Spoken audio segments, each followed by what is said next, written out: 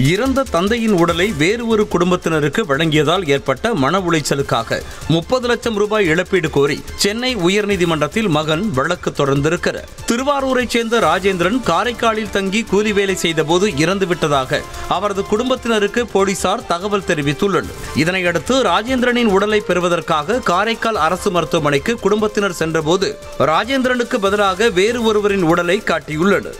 இந்த நிலையில் தனது தந்தையின் உடலை ஒப்படைக்க கோரியும் தங்களுக்கு ஏற்பட்ட மன உளைச்சலுக்காக இழப்பீடாக 30 லட்சம் ரூபாய் வழங்க உத்தரவிட வேண்டும் என்றும் மகன் வழக்கு தொடர்ந்தார். இது தொடர்பான விசாரணையின் போது 1 மாதத்திற்கு முன்பாக தவறுதலாக வேறு ஒரு குடும்பத்தாரிடம் ஒப்படைக்கப்பட்ட ராஜேந்திரனின் உடல் அடக்கம் செய்யப்பட்டு 1 மாதம் ஆகிவிட்டதாகவும் அவரது உடலை தோண்டி எடுத்து மீண்டும் அவரது குடும்பத்திடம் ஒப்படைக்கப்படும் என்றும் புதுச்சேரி காவல்துறை தரப்பில் தெரிவிக்கப்பட்டது.